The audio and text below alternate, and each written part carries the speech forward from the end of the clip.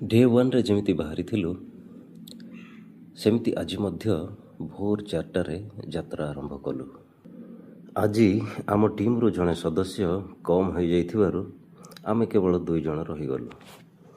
ସେଥିପାଇଁ ଅଟୋରେ ନ ଯାଇ ବାଇକ୍ରେ ଯିବାକୁ ପ୍ଲାନ୍ କଲୁ। ରମେଶ ଭାଇ, ଯାହାକୁ ଆମେ ପ୍ରେମରେ ଲୁସିଫର ବୋଲି ଡାକୁ, ତାଙ୍କ ବାଇକ୍ରେ ଆମେ ଷ୍ଟାର୍ଟିଂ ପଏଣ୍ଟ ମୁକ୍ଲିଙ୍ଗିଆରେ ପହଞ୍ଚିଲୁ। ସେଠାରୁ ହିଲ୍ ଭ୍ୟୁ ପଏଣ୍ଟକୁ ଯାଇ କିଛି ସମୟ ପ୍ରକୃତିର ସୌନ୍ଦର୍ଯ୍ୟ ଉପଭୋଗ କଲୁ।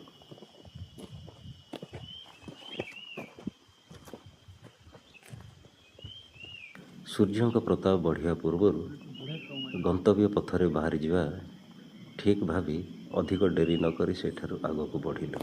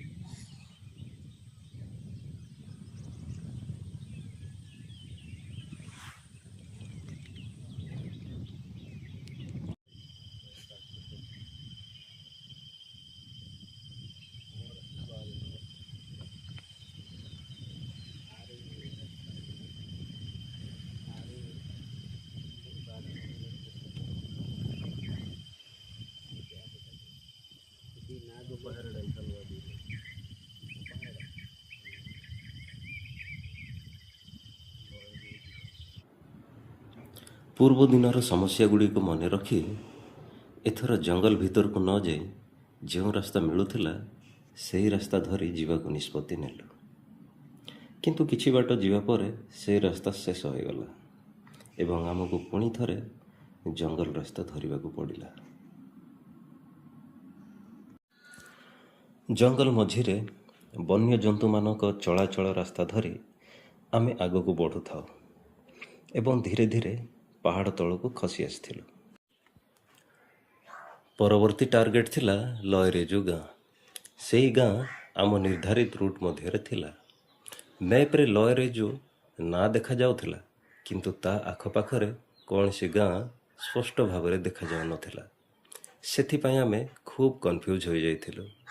ଯାହା ବି ହେଉ, ଆମେ ନିର୍ଦ୍ଧାରିତ ରୁଟ୍ ଧରି ଆଗକୁ ବଢ଼ୁଥିବା ବେଳେ ମ୍ୟାପ୍ ଦ୍ୱାରା ଜାଣିବାକୁ ପାଇଲୁ ଯେ ଆମ ଆଖପାଖରେ ଗୋଟେ ଗାଁ ଅଛି, ଯାହାକି ଆମ ରୁଟ୍ରୁ ଟିକେ ଦୂରରେ ଥିଲା। ଆପଣମାନେ ମୁକ୍ଲିଙ୍ଗିଆ ହିଲ୍ ଭ୍ୟୁର ମନୋରମ ଦୃଶ୍ୟ ନିଶ୍ଚୟ ଉପଭୋଗ କରିଥିବେ। ହିଲ୍ ଭ୍ୟୁ ପଏଣ୍ଟରୁ ତଳକୁ ଦେଖିଲେ ଗୋଟେ ଛୋଟ ଗାଁ ଦେଖାଯାଏ। ଏଇଟା ହିଁ ସେଇ ଗାଁ। କୌତୂହଳବଶତଃ ଆମେ ସେଠାକୁ ପହଞ୍ଚିଲୁ। ସେଠାରେ ପହଞ୍ଚିବା ପରେ ଜାଣିପାରିଲୁ ଯେ ଏଇଟା ହିଁ ଲୟରେଜୁ ଗାଁ, ଯାହାକୁ ଆମେ ମ୍ୟାପ୍ରେ ଠିକ୍ ଭାବରେ ଖୋଜି ପାଇପାରିନଥିଲୁ। କନ୍ଧମାଳ ସୀମାନ୍ତରେ ଥିବା ଏହି ଛୋଟ, ସୁନ୍ଦର ଏବଂ ନୀରବ ଗାଁଟି ଆମ ଯାତ୍ରାର ଏକ ସ୍ମରଣୀୟ ଅନୁଭୂତି ହୋଇ ରହିଗଲା। ସେଠାରେ ଲୋକମାନେ ଆମକୁ ଖୁବ୍ ସମ୍ମାନ ଏବଂ ଆତ୍ମୀୟତା ସହିତ ସ୍ୱାଗତ କଲେ। ଏପର୍ଯ୍ୟନ୍ତ ଆମକୁ ଜଳଖିଆ ମଧ୍ୟ ଖାଇବାକୁ ଦେଲେ। କିଛି ସମୟ ସେମାନଙ୍କ ସହିତ କଥାବାର୍ତ୍ତା କରିବା ପରେ ପୁଣି ଆମେ ଆଗକୁ ବଢ଼ିଲୁ। ତାପରେ ଆମର ନିର୍ଦ୍ଧାରିତ ରୁଟ୍ ଧରିବା ପାଇଁ ଆଗକୁ ଚାଲିଲୁ। ପ୍ରାୟ 1 ଘଣ୍ଟା ଚାଲିବା ପରେ ଅନୁଭବ ହେଲା ଯେ ଆମେ ନିର୍ଦ୍ଧାରିତ ପଥରୁ ବହୁତ ଦୂରେଇ ଯାଇଛୁ। ସେତେବେଳେ ତୁରନ୍ତ ଟାର୍ଗେଟ୍ ରୁଟ୍କୁ ଫେରିବା ଅତ୍ୟାବଶ୍ୟକ ଥିଲା, ନଚେତ୍ ଜଙ୍ଗଲ ଭିତରେ ଫସିଯିବାର ସମ୍ଭାବନା ଥିଲା। ଏହି ସମୟରେ ଗୋଟେ ଅତ୍ୟନ୍ତ ଉଚ୍ଚ ପାହାଡ଼ ଚଢ଼ିବାକୁ ପଡ଼ିଲା।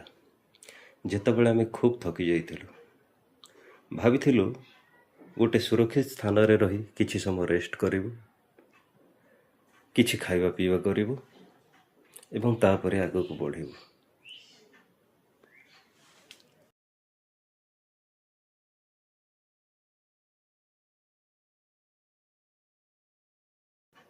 କିନ୍ତୁ ଖାଇବା ପ୍ରସ୍ତୁତ କରୁଥିବା ବେଳେ ଏକ ଅଜଣା ପ୍ରକାରର ମାଛି ଆସି ଆମକୁ ପୁରା ଘେରିଦେଲେ।